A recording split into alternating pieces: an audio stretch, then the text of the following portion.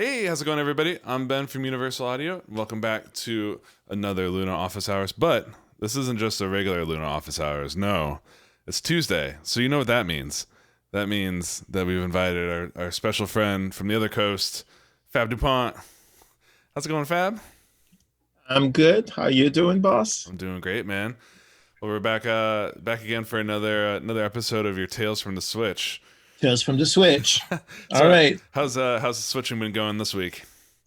Good. Very good. There was a new version of Luna happened, so Mm-hmm. that was cool. It fixed a bunch of stuff. Yeah. And also I had a cool call with Connor and Lev, who are and Ryan, who are the architects Mm-hmm. of this thing. I asked some questions, got some answers, pleaded for some stuff, and then and then I mixed some records. Nice. This week, so I finished. I pushed L last week's song a little further, but it was really not that different from what we did live. Mm-hmm. The mix that I sent to Nesrin that day is pretty much it. Oh, nice. So yeah, it was great. So there's not much to say there. Mm-hmm. Uh, and then they sent me Uma and Nesrin sent me two tracks. Nice. One called Fantasy and one called Mumkin. Mm-hmm. One is in English and one is in Arabic. Okay. And so I randomly picked Fantasy. Mm-hmm. I don't know, maybe I like the title. It's like it's got an And English title. Maybe it has some English lyrics too, huh? it's possible. And I went to town on it. So this is what I have today.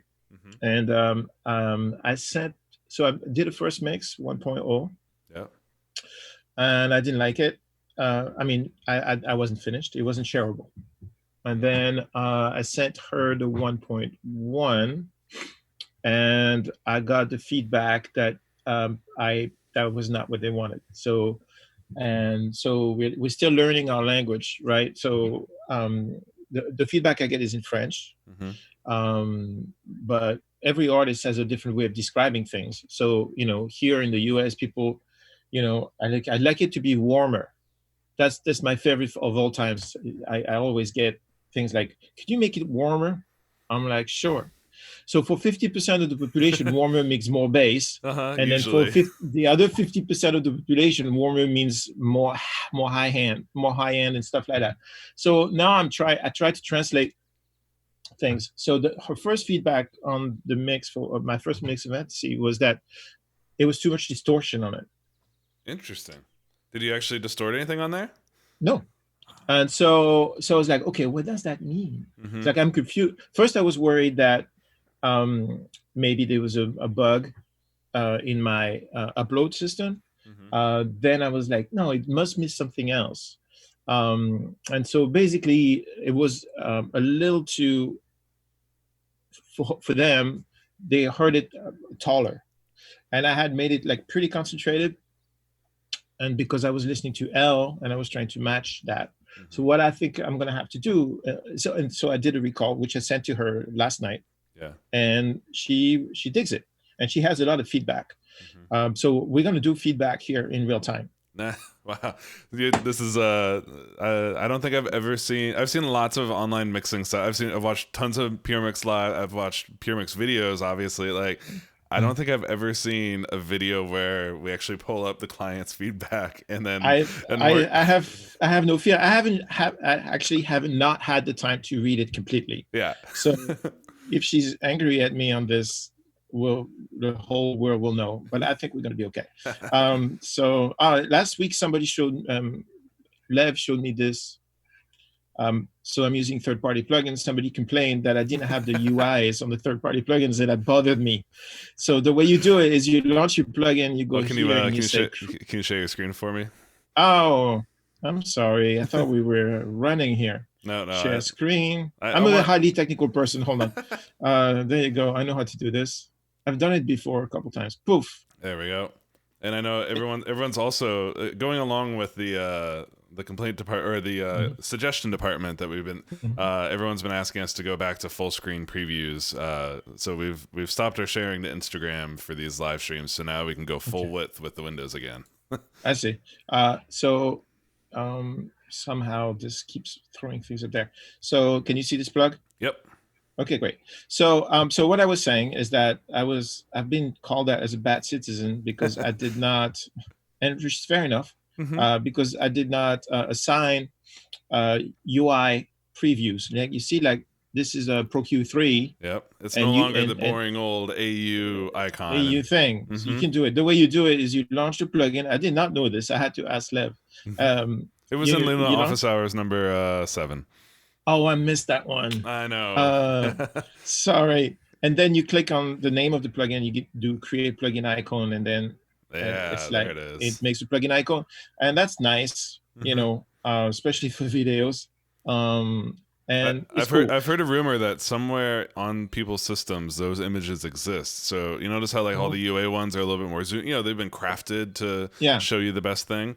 If anyone has discovered this in the chat, let us know, because I'm sure I could find out or ask someone internally, but it'd be a lot more fun to do a hunt with everybody here on the stream to find. And then we could put cool stuff instead. Exactly. You can even put an emoji. You could put like people's faces. Oh, that's awesome! I am so gonna do some really wrong stuff.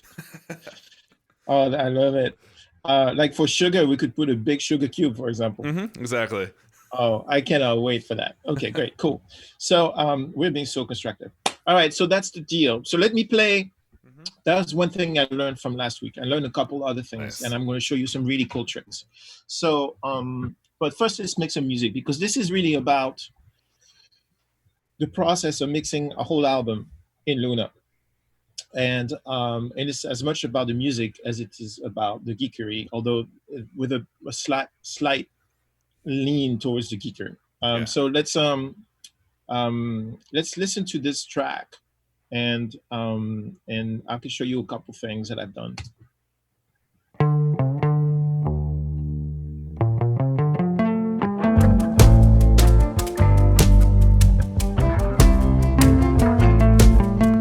What's the difference between dream and fantasy? What's the difference between dream and fantasy? Would the sky take joy in recalling our blunders? No thunder, just rumbled and pass them on the others. Pass them on the others.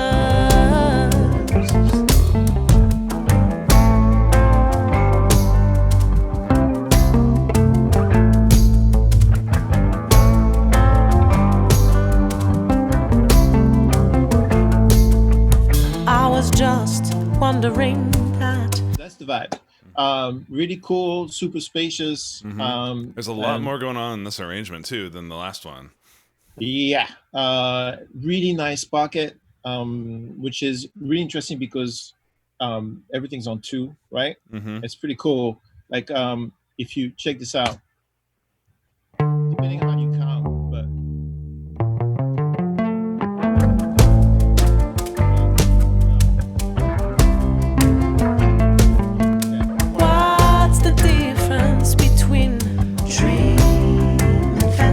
Thing on 2, and you can see it here in the group. I think I was backwards, but check down the bridge. The difference between dream and fantasy.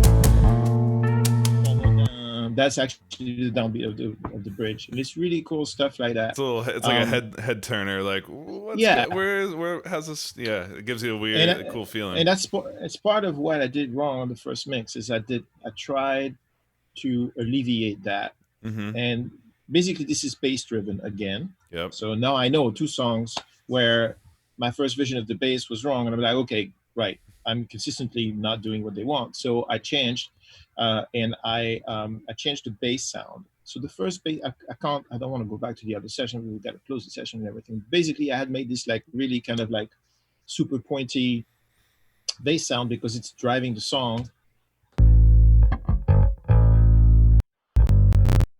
So if I mute all the plugins that I had.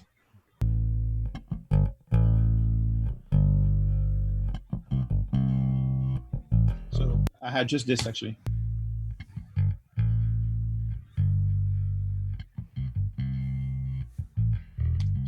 and that's very cool. clean, just DI. Exactly. So it fills the IE. So so I put some sugar on it. Let me bring the thing here.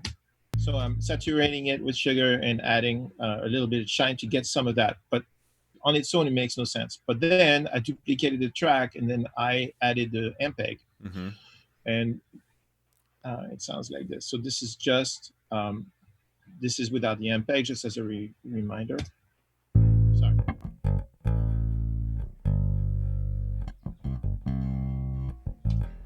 So, and then I added the MPEG. And then the combo of the two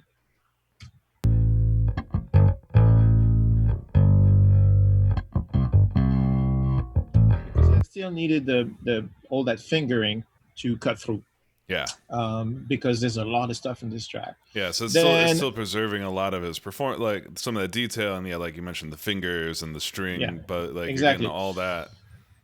A combo of the two. So basically, it's this tone, but with an extra, booty. Yeah. Then, exactly. as I started to meld it in the track, I had to remove some at the high end because I really didn't like it. So I turned this on.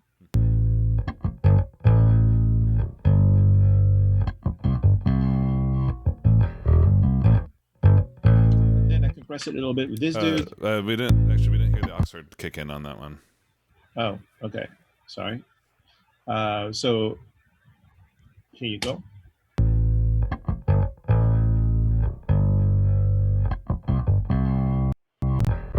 Let me get rid of the compressor. I apologize, guys. So this is without the Oxford.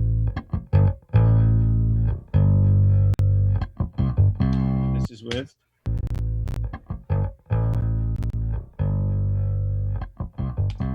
Stay with me. There's a method to this madness. I was like, it's interesting, like the tone shaping that you got going on here. But I well, can there's predict a reason the future. for it. I was like, I can predict the future of what's about to come here. Yeah. So then I compress it to keep it more even.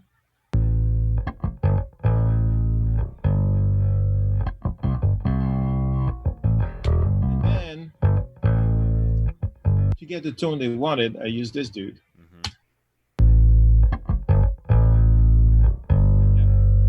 There it is.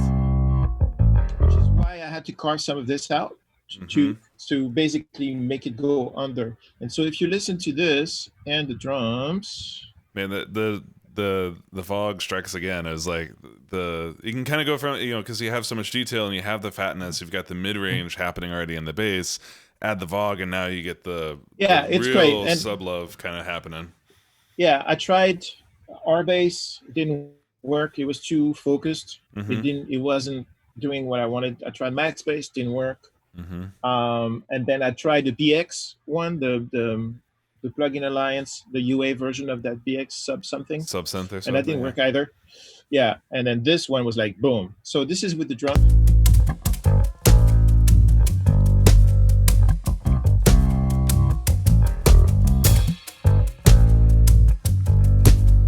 Without the Vogue.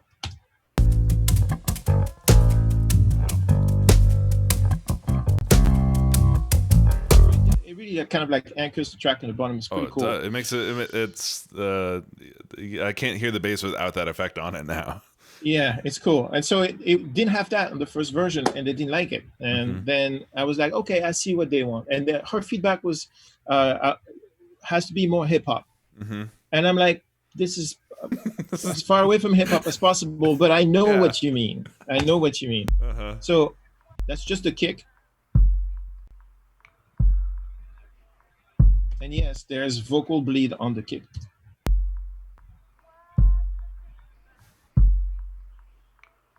Pretty interesting. And then there's lots of like cool little details in this track. I'm going to raise the kick a little. I know it's not in her feedback, but we'll see what happens.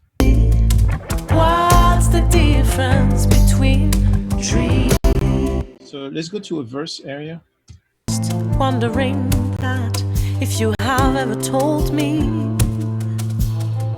the lies, the vacuity, the uncertainty. Something that has evolved from L from the previous track is I had the same mix bus. which, as a reminder, is a back CQ, and then an MDW EQ. Is there a way to force Luna to, because I'm using two screens for the broadcast, and shooting the plugins up there, is there a way I can force it to bring down there? You don't have, and you've only got one Luna window, right? One Luna window to rule them all. It should be popping them up down here. My hunch is it's if we started up on the other screen and then we switch down here, it still thinks that up there is home. It's okay. I'll stay very zen about this. So okay, so there's a backs, there's an MDW that does absolutely nothing. Literally nothing. Yep. Nothing at all. The backs just has a little high pass at the bottom and a little bit of shine, because that's something else that they said they wanted it to be more open. So I just went for the backs thing. Well, I see you're doing the mid side trick too there on that high shelf of. Always. Always. Always. Take that side. And do you ever? This is just quite a nerd question here. Do you ever change the frequencies between what you're boosting for the mid and for the sides on the backs? Yeah, it's happened. It depends who records what. You know, if somebody sends me a track where the cymbals is bright as hell and they're on the sides, then I can't do as much on the sides, so I'll go above. I'll still get some air. I'll go above. Gotcha. And I use 7.1. You know, Chris Muth, who's a genius and who is the architect behind Dangerous Music, and also who built Sterling Sound, and he's just an amazing engineer. One day he showed me, he said, if you want on the backs, because he designed the backs, right? Yeah. And I helped design this plugin, by the way, with Dirk at Plugin Alliance. I was part of the team that listened to this and designed this. It sounds great. I'm very happy with it. But he showed me this is like, if you want to really lift the track, just like a dB at 1.6 or 2.1 like this. I'm like, what? Yeah. So yeah, it seems criminal, right? Yeah, it does it all the time, and check it out. It's amazing. It like literally does this. That with the backs. Don't necessarily do that with the shelf EQ. You might regret it. Yeah. And depending on the shelf EQ, it could actually work. But this is a really cool thing. So here, I don't have to do that because things are pretty forward already in the recording. Everything is recorded very close, and so I have to actually compensate for that. But the overall vibe of the track sounds good with this up. So I have that. Then we have this dude who's doing not a lot. Still wondering that if you have ever told me. Not a lot at all. Maybe there's a dB on the chorus, and then. But you should make sure people know that even though like the SSL, even if you don't see meters moving, it's still actually imparting some tone to what you're absolutely doing. That's the thing. So actually there's a whole video on this on Puremix where I compare a bunch of SSL plugins to my SSL, my hardware. I remember that one. This is the one that actually came the closest. The SSL have, it's a VCA, so no matter, even if you don't compress, you go through circuitry that has a tone, and it actually there's a little bit of a shine, like it's a little forward, and then a little bit of a high pass kind of thing. So that's why people say, "Oh, it sounds tighter." It sounds brighter, and it sounds a little lighter, a little cleaner at the bottom because it's not as much rumble. And so this plugin actually does that exactly the same. And the way I have it is the attack is wide open and the release is really fast. So it's really kind of like, it's pretending to be there. I'm getting the tone of the VCA because that's the kind of sound that I think is good for this music. And then I'm getting a little bit of help in keeping the bass tight. Yeah. And that's it. And then I have the... And that brings home the point that one of the coolest things, I think, and most counterintuitive things that I ever learned from you, and I think you learned it from Chris Muth, is treat EQs like compressors and treat compressors like EQs. Exactly. And I was like, it's mind blowing, right? I remember the day he told me that, and I said, yeah, sure. And you're the Queen of England, and I'm the Beatles. and then it took me a while to realize, yeah, he's right. Every piece of circuitry has a tone, right? Yeah. And so the extensor of that is if your compressor has a tone, it changes the tone. If you're not compressing, then it becomes an EQ. So this SSL is a high pass filter and also a little bit of a shelf. And then EQs and compressors, if you have a big resonance at 100 hertz, you just EQ it down, and so it evens out the levels. Yeah. And it's an interesting way to look at life. So he always has very interesting ways to look at life. So I'm going to show you a couple things I've done that are atypical. The other thing I did to make the bass fat is that I used a dimension D. So if you look here in the sands, I have a sand to something called bass width, and I use a dimension D, and I use a con here, baby. There you go. Hi, on 4, which is the widest and the most chorusy sounding one. Have you ever played around with pressing the multiple buttons on Dimension D? I'm not that kind of girl, but I should, right? I should. Dude, this is one of those mind blowers I had. Like it was like first week of office hours. Someone, I think Tom was showing us a track he did with the Dimension D, and all of a sudden, like I saw him pull it up, and he had like all 4 of them pressed in. I was like, wait a second, you mean it does that? Like, you know, like the 1176? He's like, yeah, dude, it's a whole different. I'm definitely gonna have to check that out. I'm gonna have to check that out now. You just ruined my evening, my friend. Okay, You're welcome. Okay.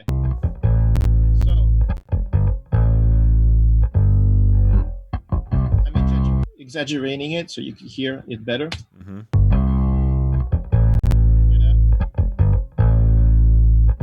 This is without.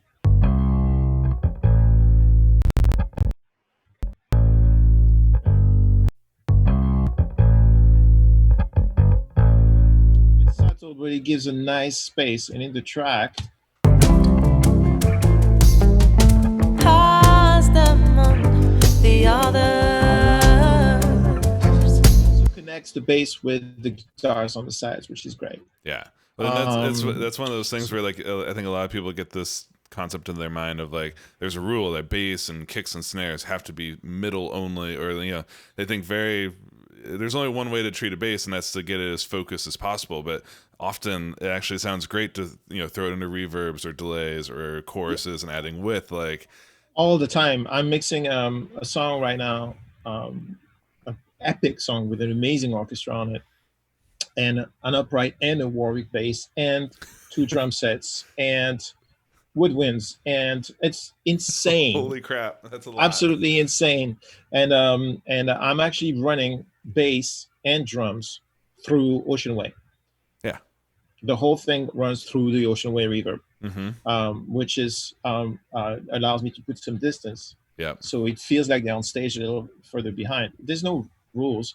This bass width thing I use on 808s all the time to make them, you know, take more room but not be so loud. Yeah, and so it's not adding in more low frequency energy. It's adding It's adding energy in other places around the mix. It feels louder, even though the meter tells you it's not louder. So that's nice. Things that are a little different from L. There's a bass drum submix.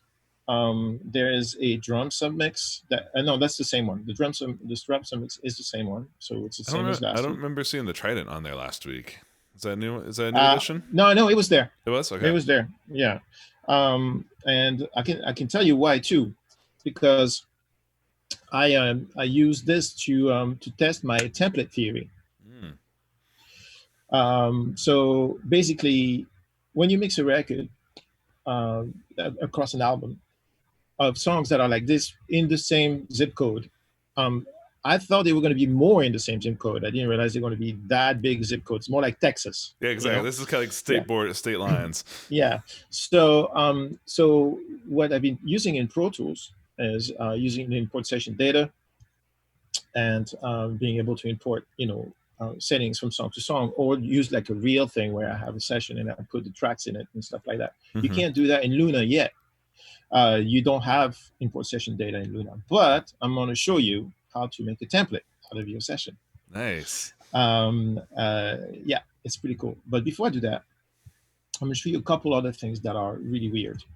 Like, for example, I have an EMT 140 on every vocal track. Yeah, well, it's again breaking all the rules over here, Fab. Yeah, the reason for that is so if I solo the vocal. Would the sky take joy in recalling our blunder?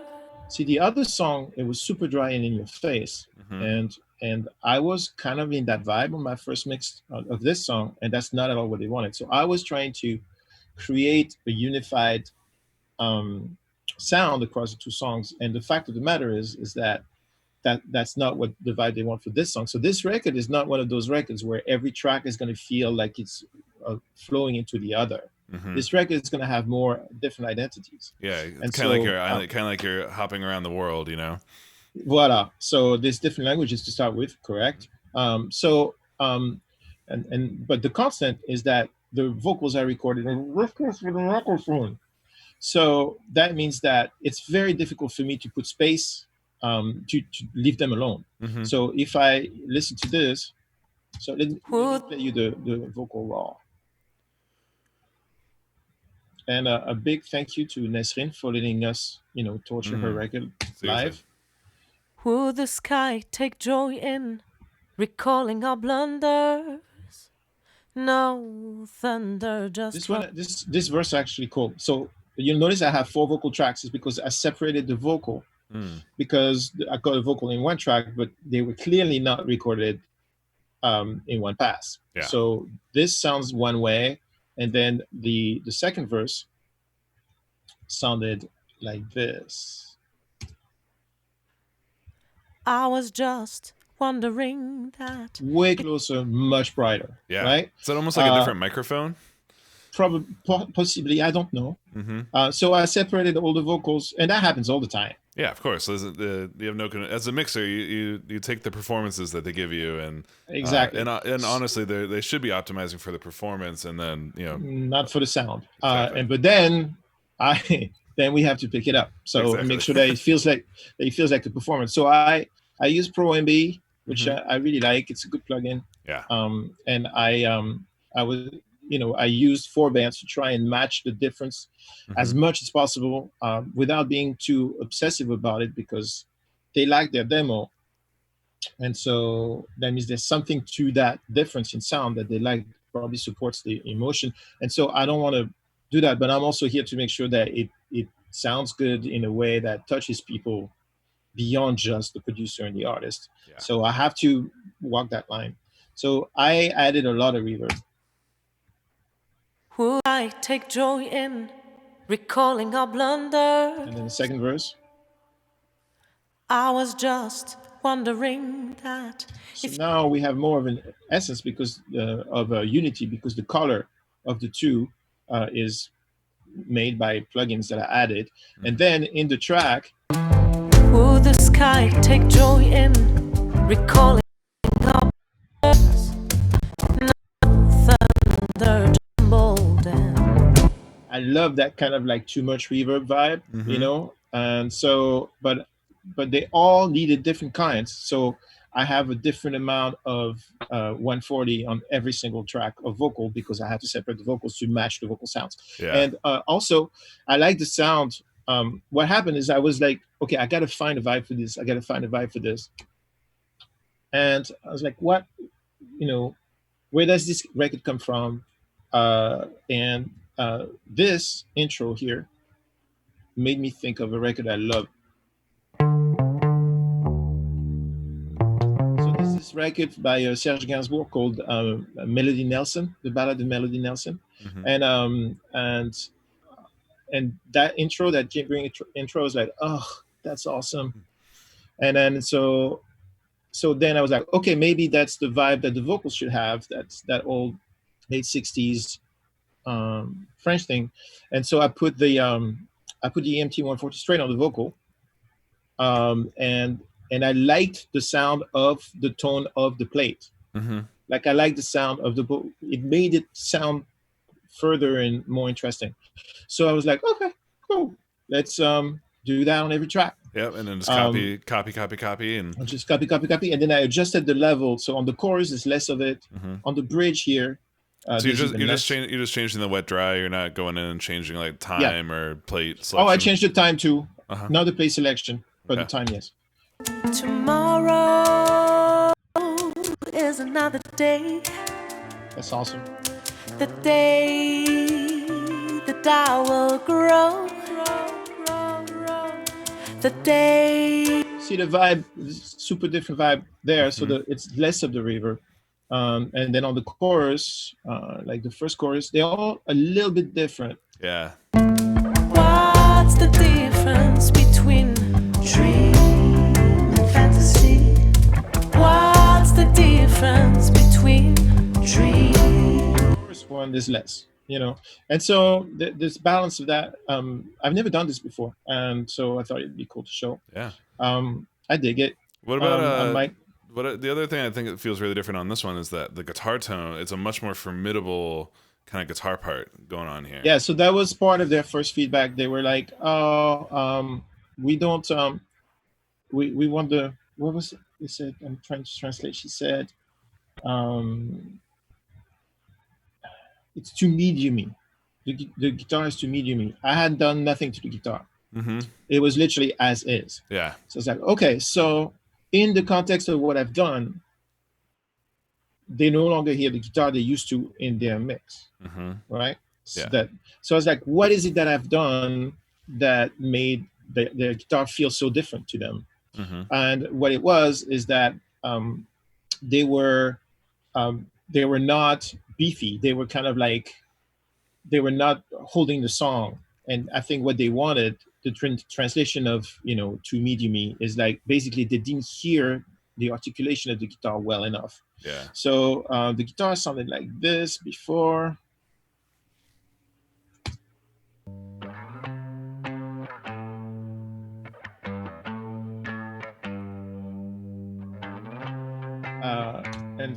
And then I added. It's not bad. It's not bad, but yeah, I can kind of get. Yeah, when you go from what we've been hearing in the mix to just that now, yeah, you do hear like, oh, it's medium. Yeah, it's all in the middle.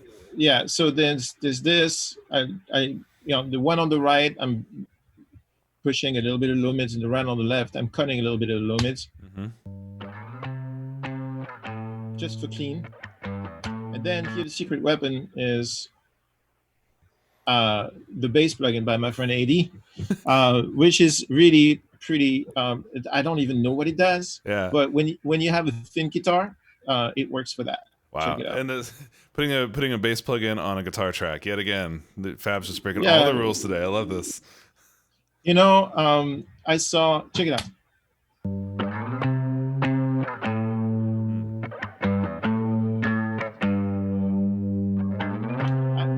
Use a lot of these all-in-one things because I'm a nerd. I like to know what things do. Yeah. But somebody told me one day, I forget. I don't know if it was Vance or I don't know. Somebody told me, hey, you should really check out this one and Tony's. Tony Maserati has one too. And so I bought them, and or they were part of the bundle, and they are great.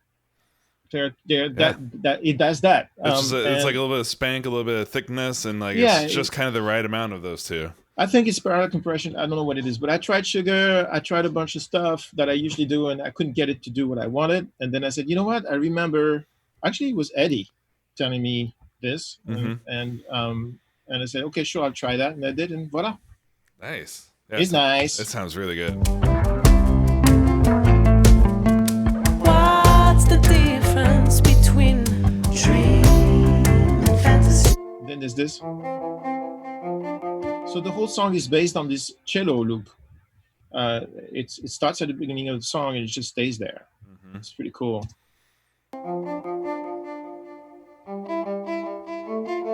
And I'm doing absolutely nothing to it. It's their sound. I'm just probably removing some low mids because that's what people do. And that's it. And then there's another like a jamboree, and like the other song. So there's a link between the two songs.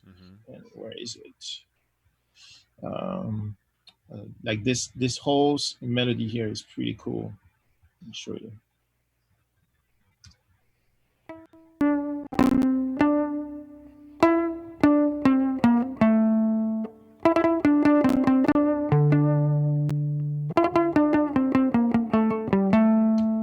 This just a little bit of smidgen high pass because there was a rumble on it, and then oh come on, dude, there you go, 1176. Because it's this one I read. more I use it, the more I like it. This is without. And I didn't match levels, but. And then a little bit of the inflator. That little extra like bit of point that you're getting from the yeah, blue it's strip. cool because it's got a really slow attack. And then a little bit of the inflator to cut through the track because this is a thick track.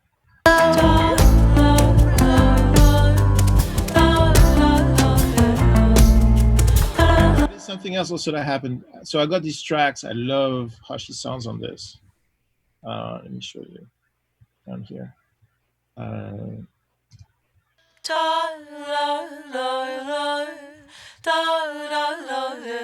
So I had it like super wide open and like expansive. And she said, "No, it should be that's not it." I'm like, "Oh, what did I do wrong?" And then she said, "Oh, it's supposed to be an answer to this."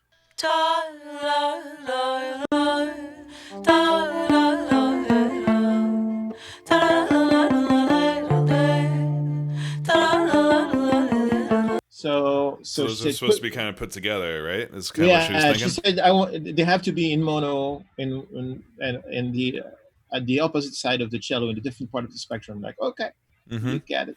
Yeah. So that's the kind of stuff that the changes from that first mix. So now we can look at the feedback. What time is it? Oh la la, it's going so quickly. This is not it. You know what? We could do feedback next week. I want to show you the template trick thing. I think I want to show you the template. That's the that's the. So let's assume that we love this mix and that it's going to be our template mix for the rest. Before the template, don't go anywhere. There's something important. There's something important I need to show you. I have notes here of the stuff I wanted to show you. Okay. One of the things that's different in Luna is gain staging, and it's actually I do a lot less work to get to the same spot because of the help I get from the tape, the Neve that are. It's like, are you? Oh, okay. You're bearing the lead up here, man. You got tape and Neve on everything. Not everything, but pretty close. Yeah. And so, because it's nice to be able to turn it off when you don't need it. And if you remember last week, I lowered the master fader down. It was at -6 last week, and as I mixed further, I went a little hard into it, and because my first vision of how the drums and bass should relate was not what they wanted, then my whole like pristine gate staging just, and I'm going to be technical, went to shit. And so so I had to like rework stuff. And since I'm not 100, I don't have my automatic thing in my body with Luna yet. I use the Sun Master as a crutch, which is great.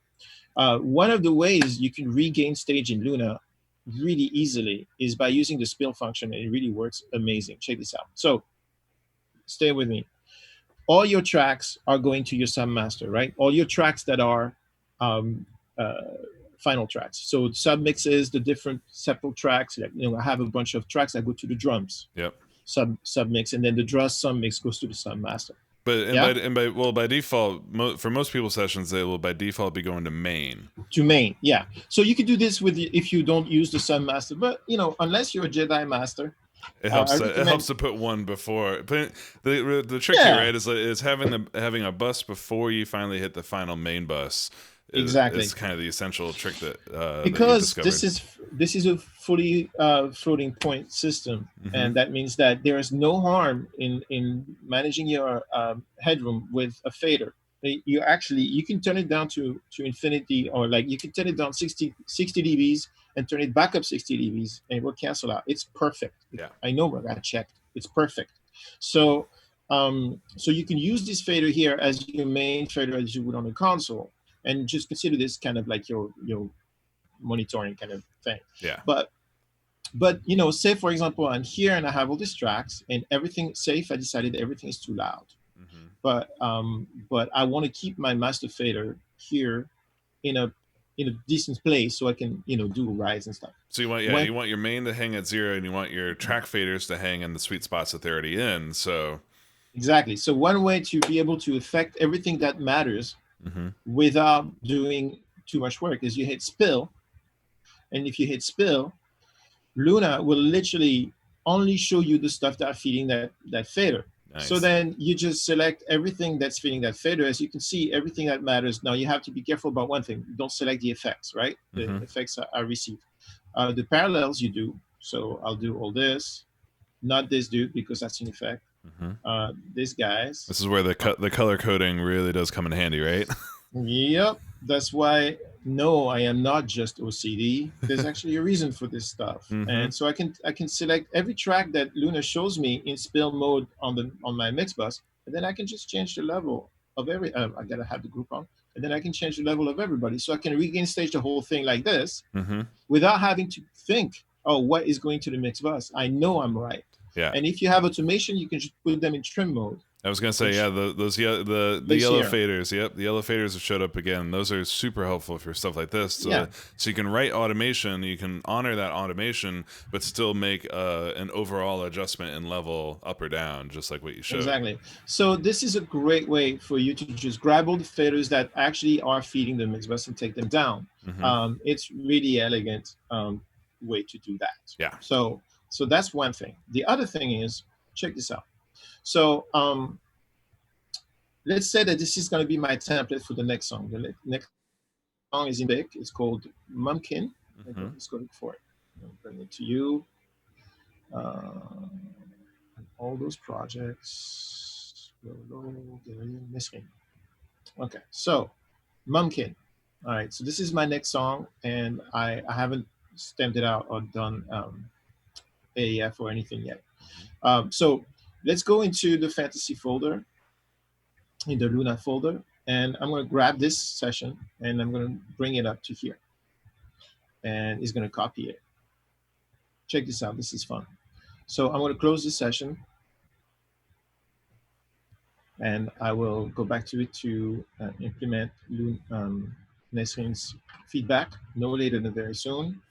Maybe I promise I'll do it on camera. So maybe I'll do next week's on camera or something. Yeah. Okay. So so this is the session I just copied, right? Everybody still with me? Okay. So I'm going to call it Nesrin. I'm renaming it in the Finder. Nesrin template. And I'm going to put the name of the source song of the template because I find that that's it's like it never hurts to kind of to jog your memory a couple of weeks later of when did I make this? So I'm opening that song. I double clicked on it, and it's opening in Luna. And I'm gonna take a second. Cool. Opening session. And this is the part that's very useful. Check it out. Do you have any questions on or any feedback from the group? A lot of people. There was a quick how to group tracks question command, but somebody the chat are handling themselves today. There's a lot of votes to get a Ben bobblehead created. Oh yeah, I find that super relevant. Yeah. Yep. Oh yeah, I see. Yeah, I do that too. Right. Couple of bananas back there a while ago. Bananas are good. Yep, and then we've got a couple of the UA folks have been in there helping, but also we've got our office hours regulars who know just as much as we do these days. They've been answering tons of these questions. They were asking about those yellow faders like an hour ago. Okay. Yeah. Cool.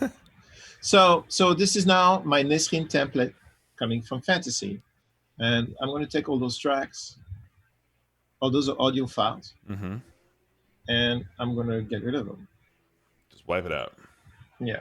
So I'm deleting it. Now, you could say, yeah, big deal, whatever, right?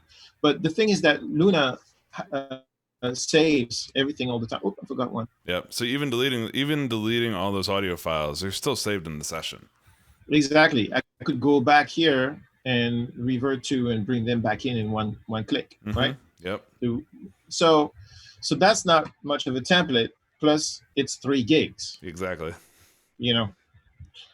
So check this out. This is the part but I like this because check this out. Now I have all my plugins from Fantasy, which I could use as a start because the record is consistent. I have a bunch of bass drum tracks. I have my bass drum submix. My drum sub mix, everything is feeding the mix bus the way I want. Yep. Sorry, my mix bus is clean. I have decibel on it already inserted. I have mix up, which I'll show you another time. So everything is cool. I just want to be able to have an empty session so that they don't balloon. So you can go to the Finder, and I have the team's blessing to do this. So you can go here. We leaked a little bit of this idea out, I think, on last Friday's office hours too, and we were pushing the edge. But this is it's sanctioned / unsanctioned, but this is the way to do it. Do try this at home. Okay, so if you right click on a Luna session, right click, you can see show package contents.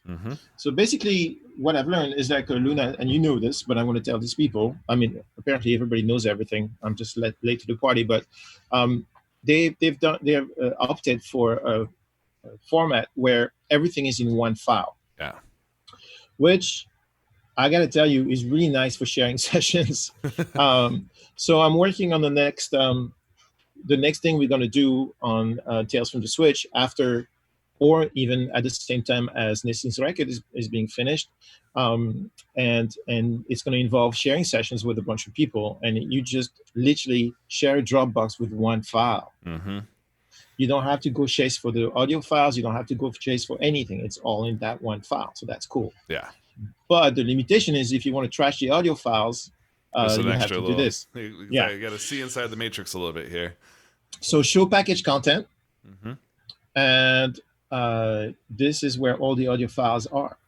In the audio folder, which makes a lot of sense. They're all very clearly labeled, right?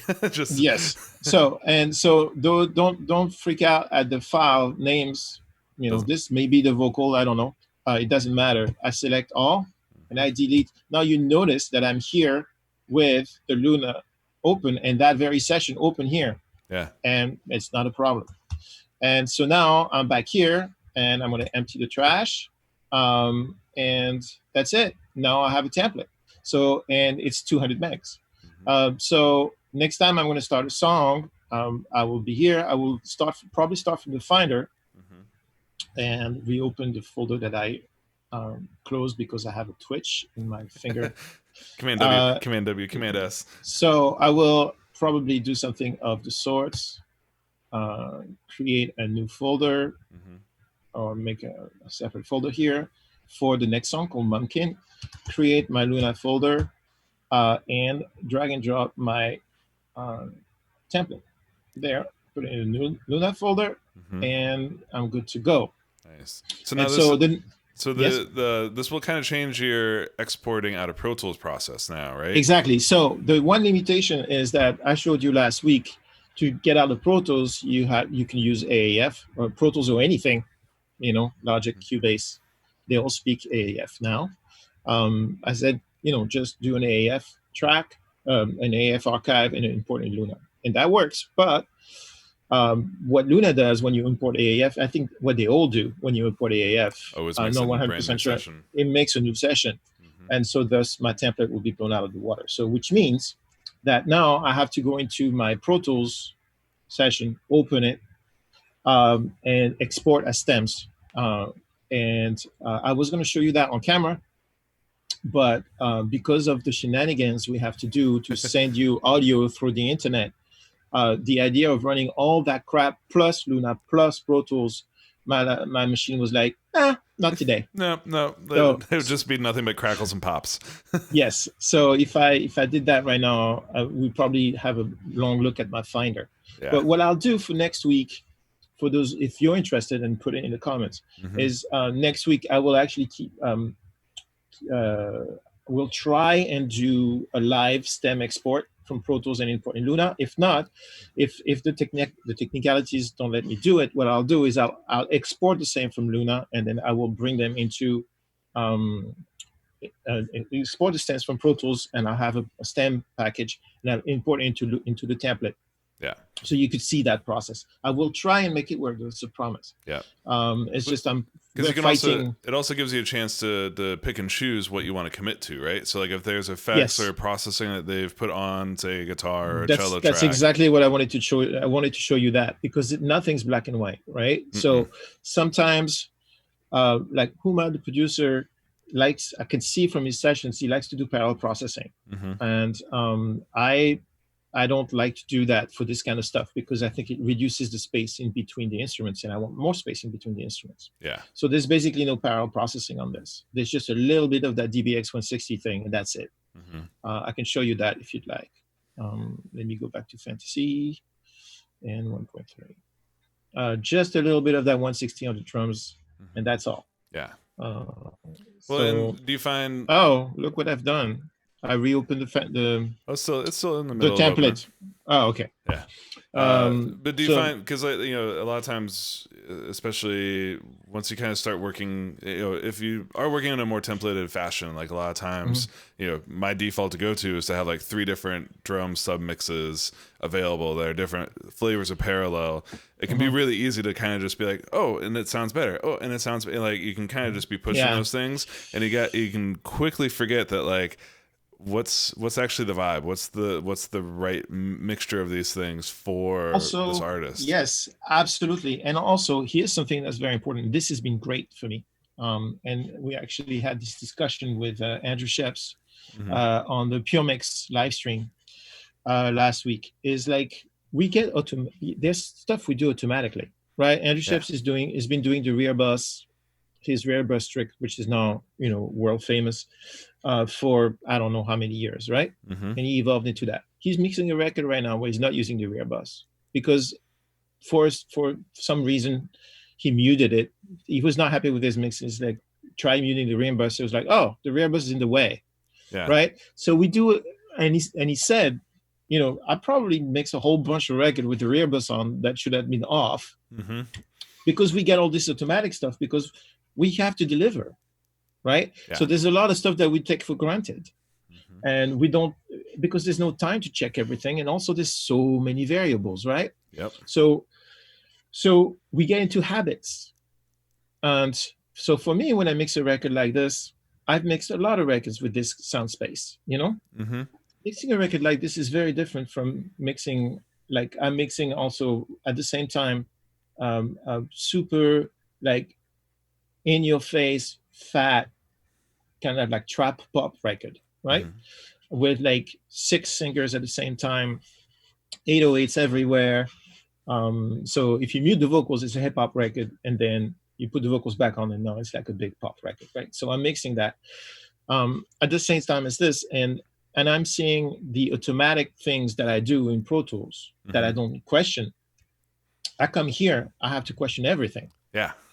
So it's awesome because it allows me to question some of the stuff I do. So for example, in Pro Tools, I have a lot of, in my template, I have a bunch of parallel processing stuff that just comes on by default. Yep. Right.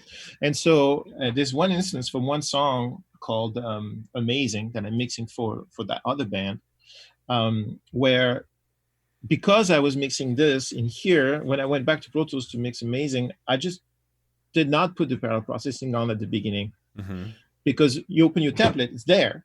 Yeah. If you mute it, it gets softer. So you have to make an effort to actually check out to make sure that it's as good as it can be. In this case, I was like, you know what? Let's be diligent. It's quarantine. I have extra time.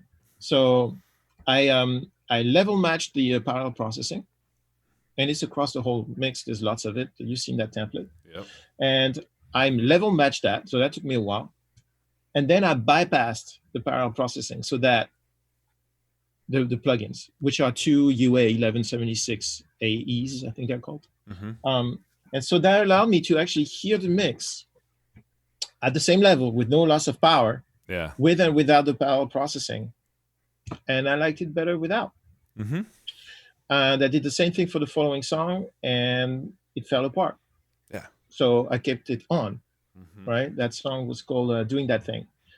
I kept it on for that song, but I turned it off for Amazing. So having this is very interesting because this has its own language of level and how it reacts to what you push feels different. Mm-hmm. And so I'm processing a lot less in here. Yeah. And I'm not processing a lot in general, but there's some stuff that's completely untouched. Mm-hmm. And just a smidgen of like, maybe this does maybe on the Arabic background vocals, I don't know, maybe 1 dB, basically for the tone of the box. Mm-hmm. So it's all very subtle. You saw the compression. It's a very different gain stage for me. Yeah. And I dig it. And I do you feel like less work. Do you feel like that's there's probably a combination of things that are kind of informing that? A, it's the record that you're working on, like first and foremost. Yes. There's the new tool, the kind of like getting your bearings, and I experienced this myself when I was doing in the beta phase, guys trying to mix stuff inside of Luna. It felt twice as hard as it always is being in my template in Pro Tools. But that's kind of like you're discussing here. Like that's part of the cool part about this is it's a chance to reevaluate and really pay attention to like, is what I normally, or my defaults not necessarily always serving the songs, and kind of resetting yourself up. And that's you question, because you don't have your automatic stuff, you actually are more present and more conscious. And so that's that. But also there's Jakir King was on Puremix broadcast today, and he said, and the question came up, somebody asked Vance, there's 3 beers. It was Vance, Reed, and Jakir. And Jakir said, it takes me 60% of the work to get to the same space. Mm-hmm. I was like, yeah, that's true. I have the same thing. And part of it is the limitations, because it doesn't do everything yet. Yep. So you're not going to do any like super fancy stuff. So it's like a small, it's like a 60s Italian car with a manual shift, right? Yeah, you're totally. very in touch. You're in touch with the road, and you do it. There's nothing automatic. Mm-hmm. It's not like driving a Buick. You know what I mean? Yeah. It's like this fun in that, but it's also you gotta be present, otherwise you're just gonna hit the wall. So you have to. It's great. I love it. It's a challenging thing, but I love the result. I love how it sounds at the end, which is.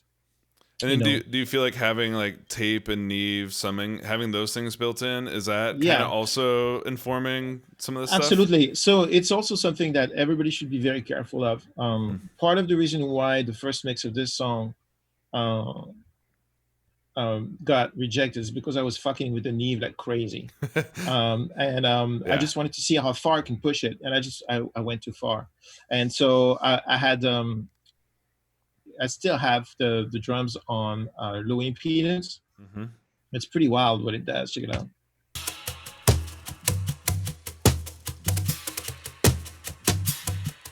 This is high impedance.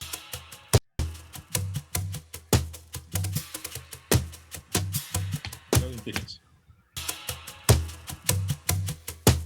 So it's like a whole new octave. Yeah, well, there's a gain bump, which is fine. But more importantly, it just gets fat as hell at the bottom. Yeah, it's great. So I tried that on the bass drum, and that was an ultra failure. I think that's what I sent them. I had both go, and then this is low impedance. So it gets all mushy and has that like weird 60 hertz resonance, and then that make the mess. And so that was so fat that I make the bass less fat, so that they share spaces, and it sounded good. Otherwise, I would not have sent it, but not at all what their vision was. So now I moved, and that's because I was dealing with the Neos. Like, wow, this is awesome. Exactly. And then instead of just paying attention to maybe what the rough mix was telling me, actually, in my defense, when I sent the mix, Nesmith wrote back, we're going to send you a new rough mix that explains what we want better. I was like, aha. And then when I heard the second rough mix, I was like, that makes sense. Mm-hmm. But I really dig the way this pocket sounds, just with the bass and the 2 guitars and the drums. I'm still not used to that. There you go.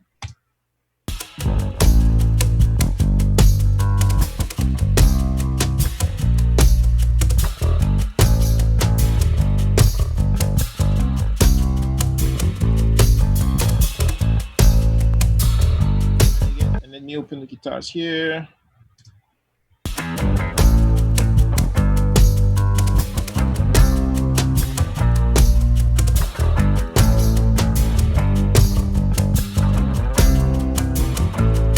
Kind of like a dark cat crawling. Yeah, totally. I dig it.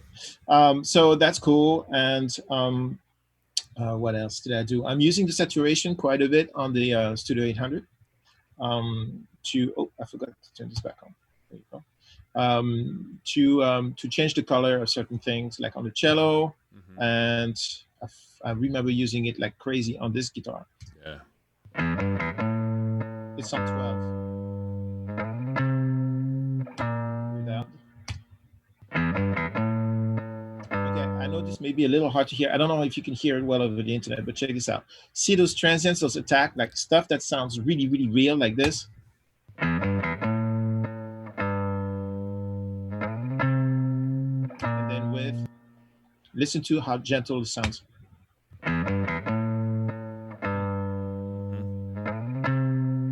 It just compacts the sound a little more, and it's really cool. Like you're still getting a lot of the pick tone, but instead of it being such a pure thing, it kind of pushes it down into the notes a little bit more. And then you can go here and like push some bottom further if you wanted. I should have done that. I didn't do it.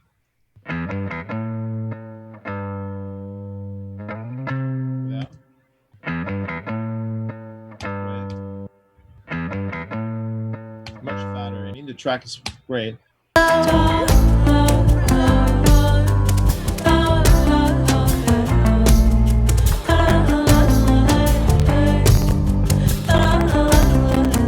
Is making my computer crackle.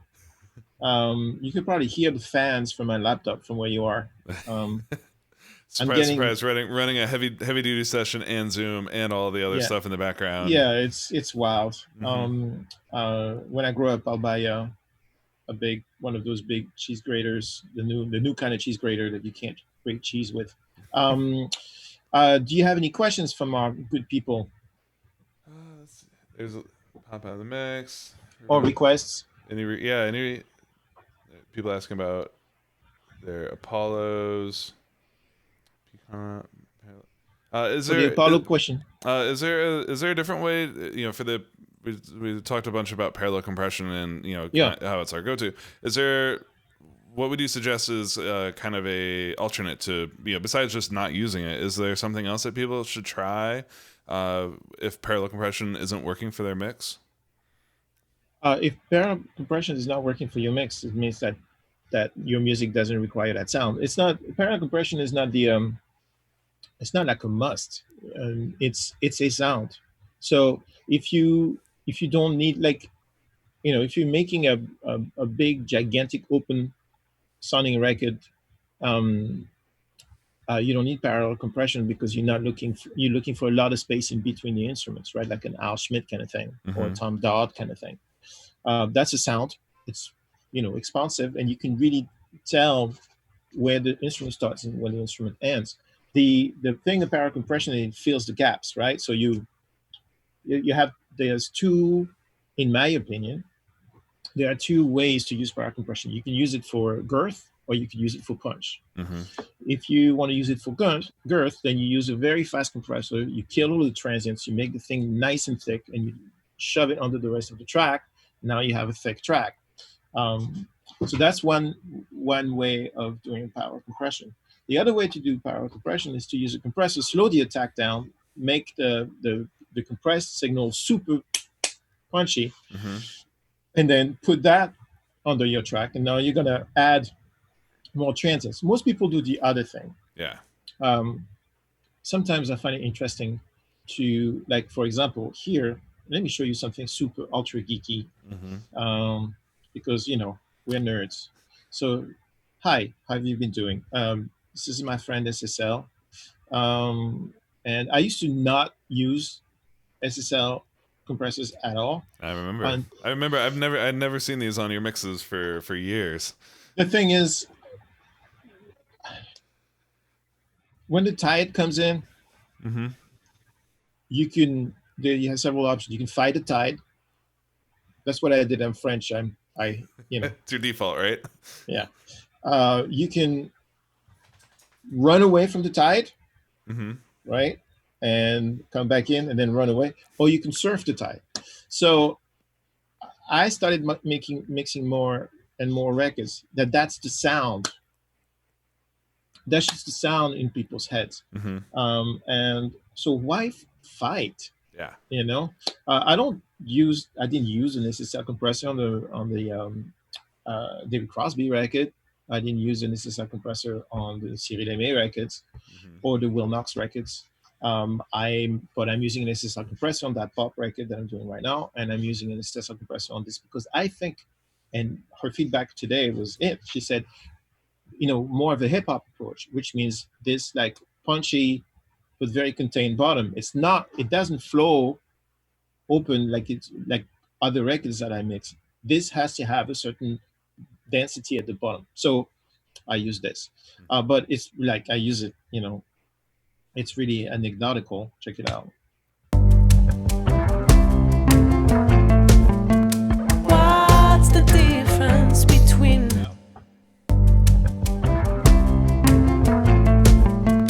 What's the difference between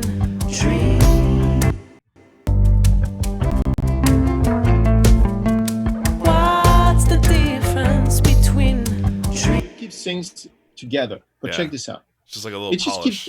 just keeps these things together. So there's a little bit of the shine, Mm-hmm. that the little forward top, which is part of the circuitry of the VCA. There's a little bit of the high pass going on, and then the fact that it just keeps. I'm high passing the key Mm-hmm. at, I don't know what the number is, at 10 o'clock, and so all these little things make it feel a little more together, a little more focused, right? Mm-hmm. But I could have opted to do something less metrosexual. I could do something a little more brutish, like for example, I could do this.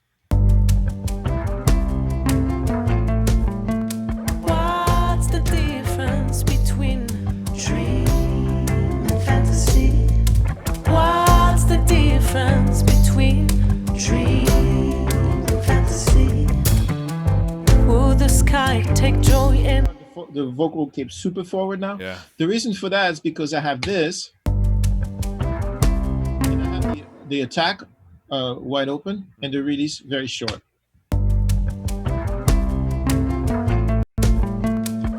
I am compressing the shit out of it, right? So if I turn it off, it sounds like this. What's the difference between dream? Get the mix back to like a quarter or something. What's the difference between dream and fantasy? A certain tone, but for me, it doesn't work for me. I'm more interested in this.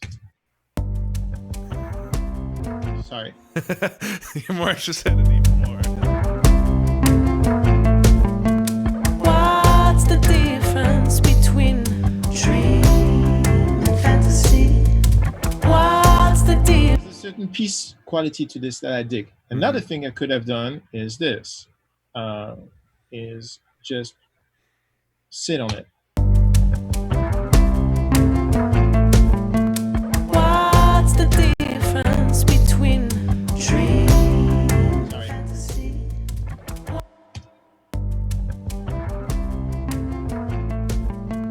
What's the difference between Good enough for rock and roll. And then do this. What's the difference between dream and fantasy? What's the difference between dream and fantasy? Will the sky There's more here, there's less punch. She doesn't come forward, but there's more of a girth quality to the thing. This is kind of the principle of what we did with Dangerous Music for the power limiter on the Dangerous 2 bus. Mm-hmm. Plus 2 bus plus. So that was the idea. Is like I like have a just nuclear compressor and don't kill the transients and shove that stuff back under. And that's a cool sound. What's the difference between feels a little constricted, and that's not the aesthetic. And I'm pretty sure it's not the aesthetic that Nesrine wants. Yeah, because So, it can actually kind of make things feel stressed out in a way, right? Like yeah, it's in your face. But this is, for example, somebody sends you a track. You would never record a track too thin. Nobody in your family for 7 generations. It will never happen. But say someone, your cousin, yes, or somebody you've heard of, asking for a friend, sent you something where things are really peaky and really close and really kind of angular and aggressive and annoying. You could use this kind of like girth version of the parallel compression to give it this pillow behind it, or if somebody sends you drums that are a little weak, you could use the other version of the parallel compression to add transients by opening the attack, having it be slow and hit it hard. I think my personal opinion, and I'm mixing it, so I'm in charge, is that Nesrine is in charge. I'm at her service. But what I'd like to offer her as an option is to look at it this way, which is a more open, pure, but still modern sounding thing. What's the difference between dream and fantasy? What's the difference between? Well, you can hear everything. Yeah. And when the kick drum hits, you feel the transients moving a little bit and everything. So I don't know if this exercise, the examples I just gave were flawless, because I'm listening to this stuff so that you guys don't have a delay. But I'm sure you get the gist of it. Well, and it's I mean the bigger point that we're making both here and also some of the other things we've talked about in the session have been like it's the key is kind of having a vision or having an intention behind. But not just slapping an SSL compressor on your main fader because that's what somebody told you had to do in order to have a finished mix. Yeah. You do it with a actual destination in mind and an aesthetic that you think complements what it is that you're actually working on, and it may change from song to song, it may change from artist to artist. Absolutely. But you have to follow that. The intention of it has to be the precedent. Obviously, it's really difficult. And it has to be recognized that it's really, really hard. And that's what you cannot buy that vision. You can only put the time in it. Now, people who are taking the time to look at lengthy, geeky sessions like this already have a leg up, because they are asking the universe to. They're basically asking to form their taste, right? So what I think is important in these geek sessions is it's nice to know what to do with the dials. Cool. Yeah. Because there's a lot of dials everywhere. Yeah. Right? But I think the key is to really focus on deciding whether you like something or not for yourself. So if you're alone in your room and you have Luna open and you happen to own the SSL plugin and you don't know what to do with it, that's one thing. But I just showed you 3 different ways of using it. Now, it behooves you to take those 3 ways and then decide which one you like, and then learn what they sound like, each one of them. So next time you're in a situation where your mix is a little thin, and you're thinking, oh, I wish this were thicker, you'll have in the back of your mind, but if I use an SSL that way, it will do that. And that's the progress. And so if you do that enough times for enough years, then you'll tend to have solutions for most problems. Yep. And then you'll have palettes. Like for me, I have never put an EMT 140 in line on a vocal. I've never done that. Yeah. And if you told me last week that I would do that, I would say, no. I'm a man of taste. I use sends and returns for everything at all times.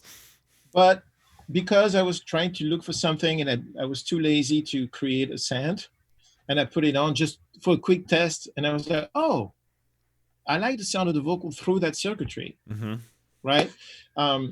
So now I have in the back of my head, next time I have a vocal that gives me this kind of issue, I will just go, you know. Yep. And so that is really the beauty of having these kinds of tools. The beauty of Luna is how simple it is, and how you don't have to work too hard. You can let it guide you into the gain stage because you have a needle here. Mm-hmm. Up here, I recommend you get the Neve. Honestly, I recommend you get a Neve, if only for this. You have a needle here. Yeah. When it's red, it's stop. Yeah, you're getting too loud. It's not underwear. It's a stoplight, right? Yeah. So red is stop. So that's nice to have. You know, you just let the needle go, and then you can push it a little because it reacts like the analog hardware very well. But red means stop. That's nice. So that tells you what you're doing. These faders, these meters down here in DAWs, they don't tell you anything. Yeah. And then everybody willfully ignores that stuff. But this speaks to you. At least it speaks to me. I used to look at a Dangerous Music before quarantine.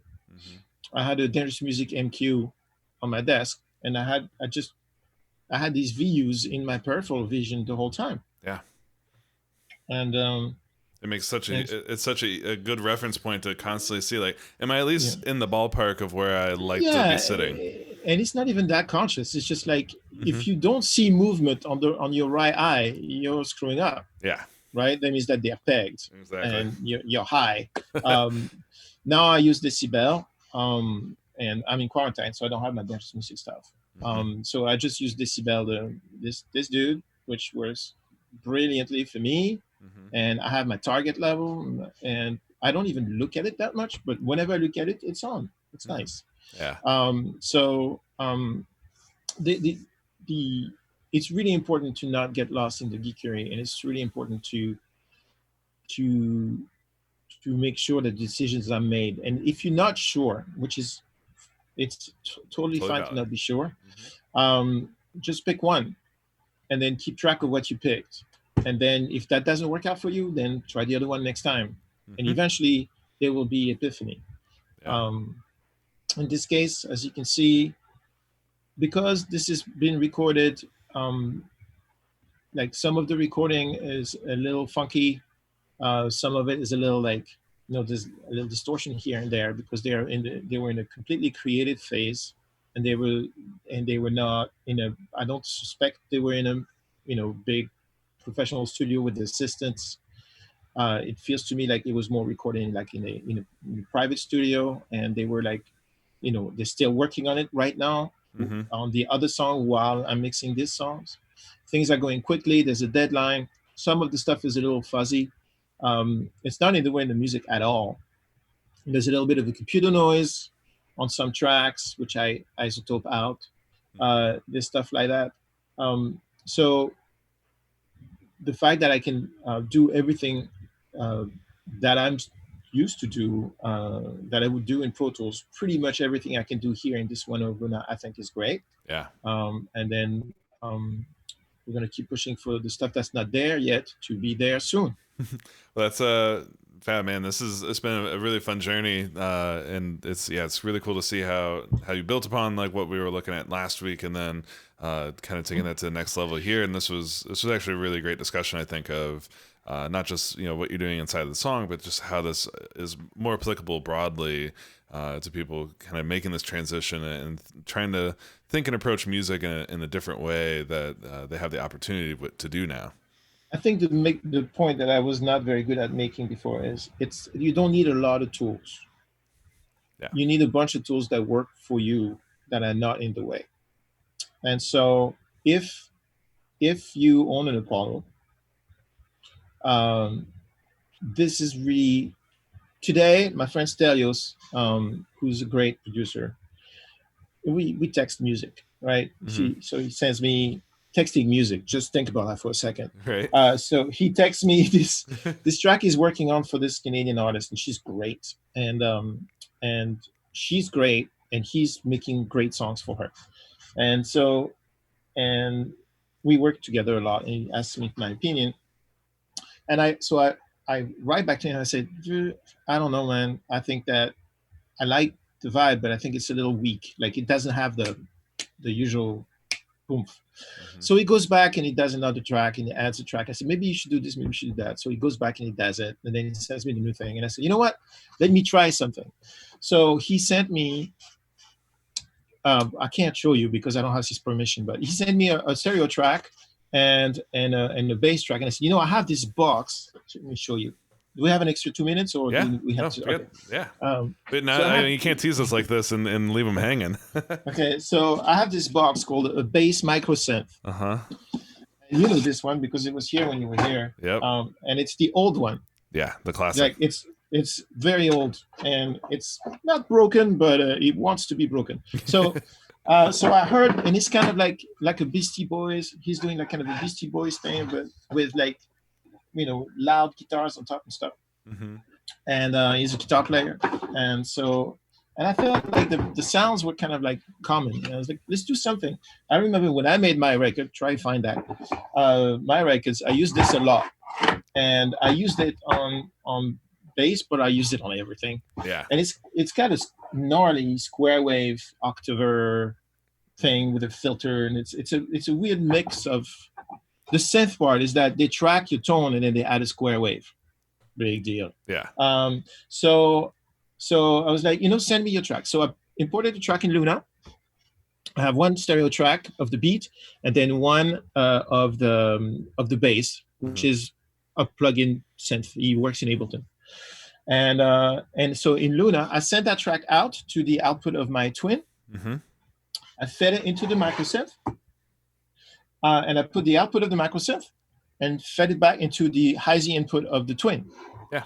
And so basically, I was able to use the Luna as my playback, go through an aux, to a physical output of my Twin, run it through the pedal, and get back in through the high-Z input of my Twin.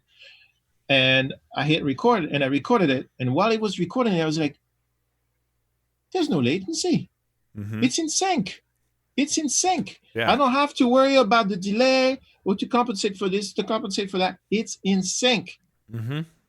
That is so nice. What a blessing, right? It's so nice. I mean, you would have to have an HTX rig to do this. That's you could do it with anything. I know I'm going to get hate mail. Well, with my Cubase, this, that, and this interface with this computer, with this much RAM, I can run it at 32 samples and I can do it, and you're full of shit. I'm like, yeah, that's true. You can do it. What I did is I went upstairs, got the pedal, got two cables, went click, click, clack, get one track send, one track record, and hit record. I didn't think about buffers. I didn't have to change anything. My input channel was in the DAW. It's right here. You know, well, like it was here. It just worked. It's nice. And so for me, this exercise, if you will, this is, this Tales from the Switch thing is an ingest, but it's also an exercise to force myself to learn this. Today, I didn't think. I just went clack, clack, clack, and I did it, and I sent it to him in 5 minutes. And I'm going to ask him if I can show that next week. We'll see if he says yes. So if you come back next week, I'll show you the process. Nice. Or maybe I'll make one, and then you can see the process. But that's what's important to me in this thing. Is the simplest system is the best system to form your taste. Yeah. If you don't already have the consciousness of how stuff works, if you don't have a signal path, if you cannot abstract signal path in your head, which most humans can't. Most people cannot.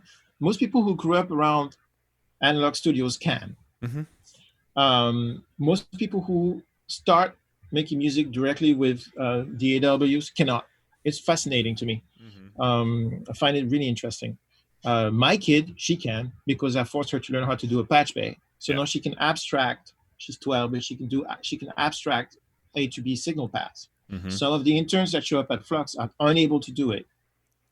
Is that fascinating? Right. So, and you don't have to know. It's not like the kind of knowledge, you don't need to know how to operate an SSL to make good music. Who cares? I don't. Vance does. I don't. I could figure it out, but whatever. What you need is a tool that serves you. And so I feel that for a lot of people, and the more I play with it and work with it professionally right now, the more I feel that this is a great way to focus on the music and less on the tool.